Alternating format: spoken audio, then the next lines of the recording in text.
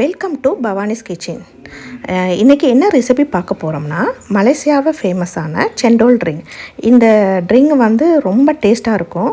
இப்போ நமக்கு சம்மர் வேறு ஸ்டார்ட் ஆகுது. நம்ம நிறைய ஜூஸ் குடிக்கிறதுக்கு தான் ஆசைப்படுவோம். ஜூஸு இல்லாட்டி ஏதாவது ஒரு ட்ரிங்க் வகையில் நம்ம குடிக்கிறதுக்கு ஆசைப்படுவோம்.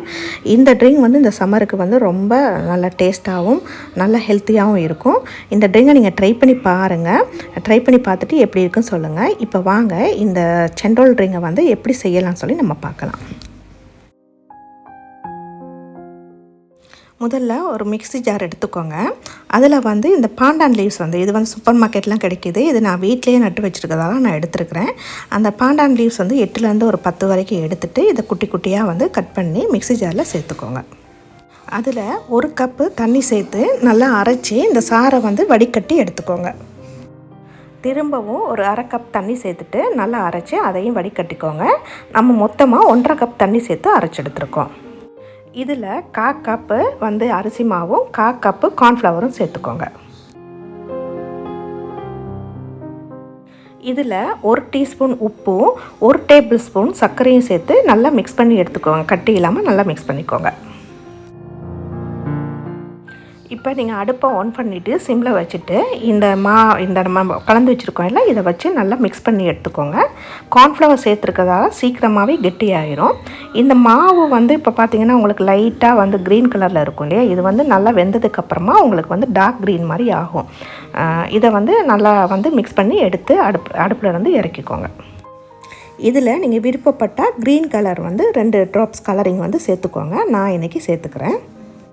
இதை ஒரு பவுலுக்கு ஷிஃப்ட் பண்ணி எடுத்து வச்சுக்கோங்க.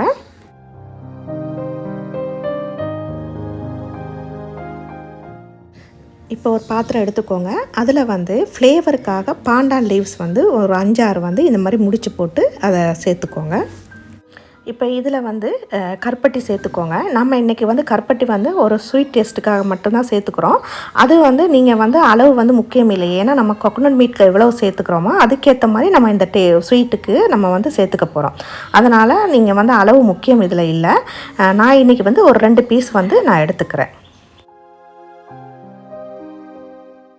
இந்த கருப்பட்டி வந்து ஒவ்வொரு கண்ட்ரிலையும் ஒவ்வொரு கருப்பட்டி வெரைட்டி இருக்கும் இல்லையா. இப்போ வந்து ஸ்ரீலங்கா எடுத்துக்கிட்டிங்கன்னா வந்து கித்துல் கருப்பட்டி வந்து அது தென்னை இதில் இருந்து எடுக்கிறது, அது ரொம்ப டேஸ்ட்டாக இருக்கும். அது மாதிரி வந்து மலேசியாவில் வந்து பாம் ட்ரீலேருந்து எடுப்பாங்க. அந்த கருப்பட்டி வந்து தான் இதுக்கு யூஸ் பண்ணுவாங்க. அதுவும் ரொம்ப நல்லாயிருக்கும். இப்போ நமக்கு அது கிடைக்காதபடியாக நம்ம இந்த கருப்பட்டி வந்து யூஸ் பண்ணிக்கிறோம். நீங்கள் வெல்லம் எவ்வளோ எடுக்கிறீங்களோ அது மூழ்கிற அளவுக்கு கொஞ்சமாக தண்ணி சேர்த்துக்கோங்க. இது வந்து தண்ணியாக வந்து இந்த வெல்லம் பாகு வந்து இருக்கக்கூடாது. நமக்கு வந்து திக்காக இருக்கணும். அதாவது நம்ம தேன் ஹனி எந்த பதத்தில் இருக்கோ அந்த மாதிரி திக்காக இருக்கணும். அப்போ தான் இது வந்து அந்த ட்ரிங்க் வந்து டேஸ்ட்டாக இருக்கும்.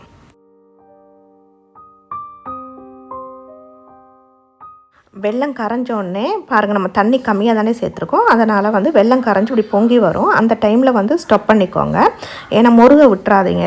அது நமக்கு வந்து அந்த என்ன சொல்கிறது, தேன் மாதிரி நமக்கு வந்து இப்படி ஊற்றும்போது அது பானி மாதிரி ஊற்றுற மாதிரி இருக்கணும். நம்மளோட இடியாப்ப உரல் எடுத்துக்கோங்க. அதில் மிக்சருக்கு மாதிரி பெரிய அச்சு கொடுத்துருப்பாங்க இல்லையா, இந்த பெரிய பெரிய ஹோல் இருக்கிற மாதிரி அந்த அச்சு எடுத்துக்கோங்க. அது இல்லைன்னா உங்கள்கிட்ட அப்படி இல்லைன்னா நீங்கள் வந்து இப்போ நம்ம வந்து எண்ணெய் வடிகட்டுறதுக்கு ஓட்டை ஜல்லி கரண்டி இருக்குதுங்களா, அது கூட நீங்கள் யூஸ் பண்ணிக்கலாம்.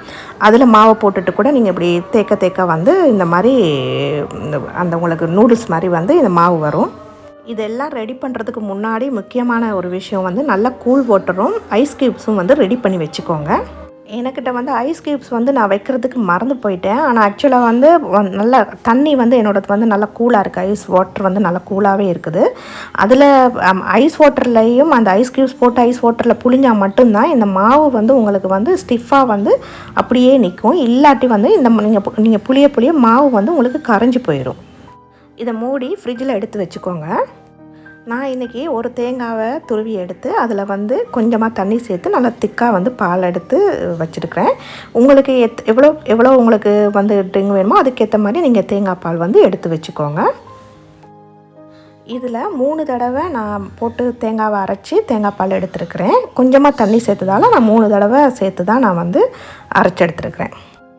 இதெல்லாம் செஞ்சு ஃப்ரிட்ஜில் வச்சிட்டோம்னா நம்ம உடனே இந்த ட்ரிங்கை செஞ்சுக்கலாம். முதல்ல இப்போ ஒரு கிளாஸில் வந்து நீங்கள் ஐஸ் க்யூப் சேர்த்துக்கோங்க. அதில் வந்து நம்ம செஞ்சு வச்சுருக்கிற கருப்பட்டியை வந்து சேர்த்துக்கோங்க. அதோட வந்து அந்த செண்டோல் வந்து இடியப்பம் மாதிரி புழிஞ்சிருக்கோம் இல்லையா, அதையும் சேர்த்துக்கோங்க. அதுக்கு மேலே வந்து நீங்கள் என்ன பண்ணுங்கள், அந்த தேங்காய் பால், திக்கான தேங்காய் பாலை வந்து நீங்கள் சேர்த்துக்கோங்க. சேர்த்து நீங்கள் மிக்ஸ் பண்ணிங்கன்னா இதுதான் வந்து செண்டோல் ரிங். ரொம்ப ரொம்ப டேஸ்ட்டாக இருக்கும். ட்ரை பண்ணி பாருங்கள். ட்ரை பண்ணி பார்த்துட்டு எப்படி இருக்குது சொல்லுங்கள். உங்களுக்கு பிடிச்சிருந்தால் லைக் பண்ணுங்கள், ஷேர் பண்ணுங்கள், சப்ஸ்கிரைப் பண்ணுங்கள்.